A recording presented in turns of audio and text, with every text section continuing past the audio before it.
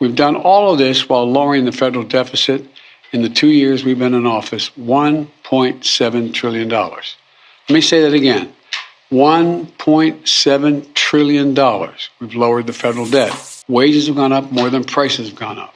My economic plan is working, and we're just getting started.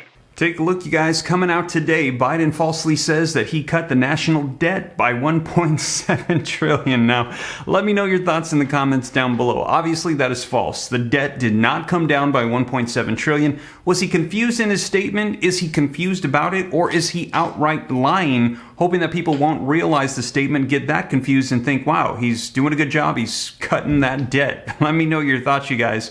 It actually increased by $3.7 trillion. Now, just so you can see it for yourself, just want to make sure that it's clear. Take a look. Here is the national deficit. So the deficit, how much we're going to be owing each and every single year. You can see 2022, the deficit was 1.38 trillion. So we're still going down in the hole. We are not by any means getting rid of our debt. And you can see that the year before, 2021, it was 2.77 trillion. And you can see how high 2020 was at 3.13 trillion. And that was because we were in a pandemic. You can see those 2 years were significantly higher. A lot of stimulus went out to help us, and it has gone down, but it is still pretty high. And you can see here, just to clarify even more, here's the cumulative federal deficit, and you can see the deficit each and every year. It's going up. You can see 2020 and 2021 in green and blue up there pretty high, but in bright pink or purple, 2022, it's still going up. Now, let me know your thoughts. Is he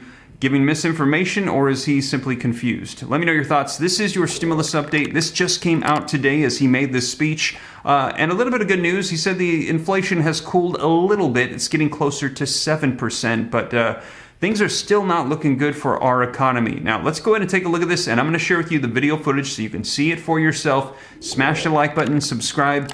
Take a look at this article, you guys. Biden falsely says that he cut the national debt by $1.7 trillion.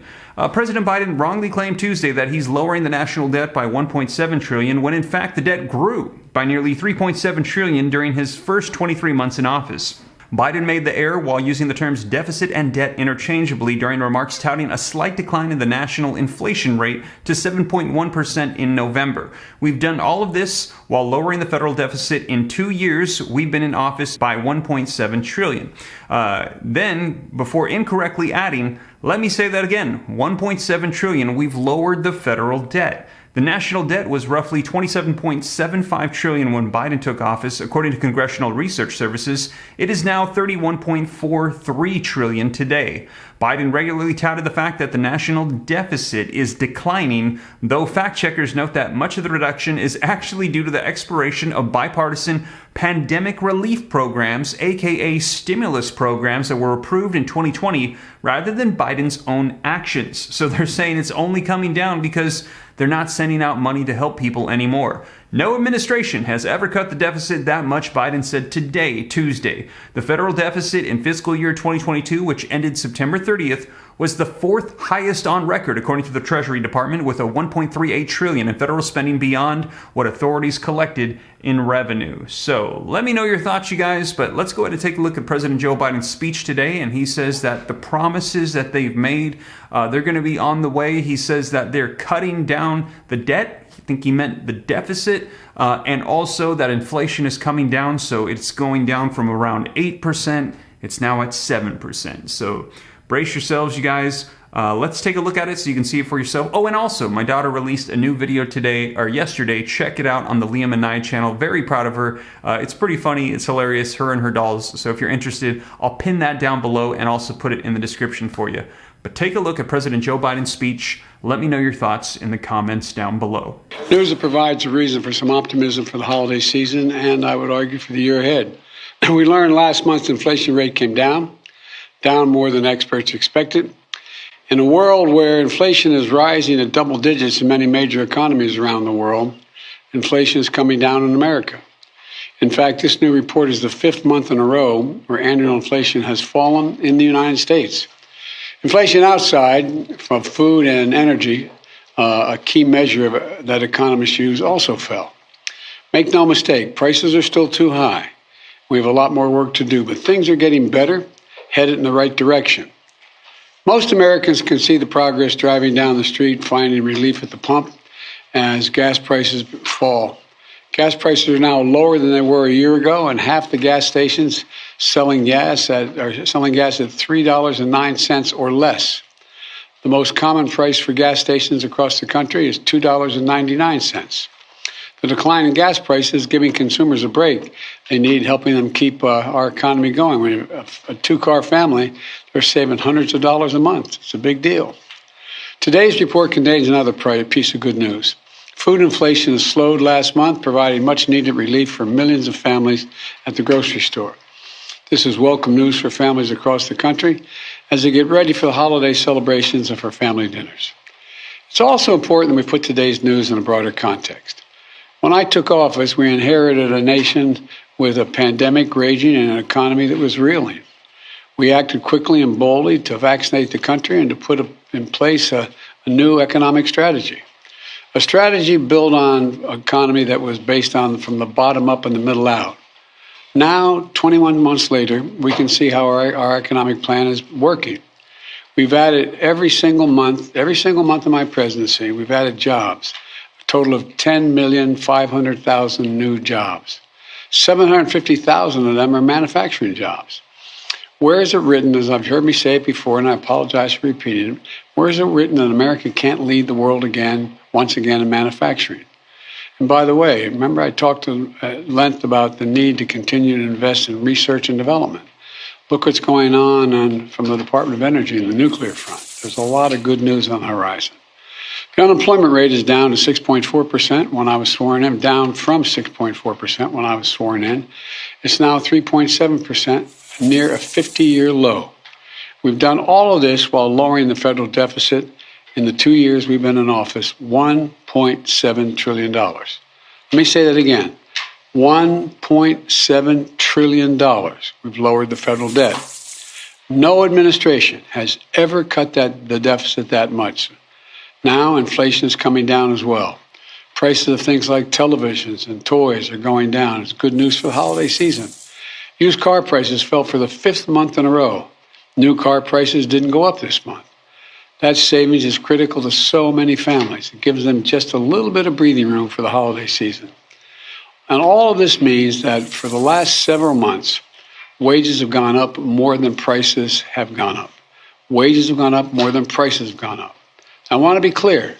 It's going to take time to get inflation back to normal levels as we make the transition to a more stable and steady growth. But we could see setbacks along the way as well. We shouldn't take anything for granted. But what is clear is that my economic plan is working and we're just getting started. My goal is simple. Get price increases under control without choking off economic growth. Bring inflation down while keeping our labor market resilient. Build an economy from the bottom up and the middle out, an economy with good jobs, good wages, and for the long run, not a boom or bust economy. Because of my plan, we're beginning to see historic investments that are leading companies to invest hundreds of billions of dollars. Let me say it again, hundreds of billions of dollars to build semiconductor factories and other advanced manufacturing right here in America. It's going to create tens of thousands of good-paying jobs in the years ahead. And by the way, a significant number of these jobs are expected to be jobs that pay an average of $125,000 a year. Many don't require a college degree, so things are looking up. So what's next? Because of my plan, we're taking powerful actions to lower prescription drug costs and health insurance premiums and energy bills. In just a few weeks, starting in January, families will get a little more breathing room. They've been told for some time since we passed the legislation that we're going to be able to lower the price of drugs. Let me give you just one example. Coming January 1, seniors with diabetes on Medicare are going to pay no more than $35 a month for a prescription of insulin. Up to now, they've been paying as much as $400 a month. That's a genuine savings for seniors. This matters so many families with loved ones who have diabetes and rely on insulin to survive, going from an average of $400 down to $15 or $35 a month. In January, they won't have to choose between paying their insulin, paying for their insulin, and in many cases, putting food on the table. It matters. It's real savings to people, and it's just about to kick in. The same is true from healthcare to clean energy. By taking action, we're making real progress in strengthening and stabilizing our economy, giving Americans across the country some breathing room in the process. Look, I know it's been a rough few years for hardworking Americans and for small businesses as well. And for a lot of folks, things are still pretty rough. But there are bright spots all across America where we're beginning to see the impact of our economic strategy. And we're just getting started. I've said it again, I've never been more optimistic about America's future.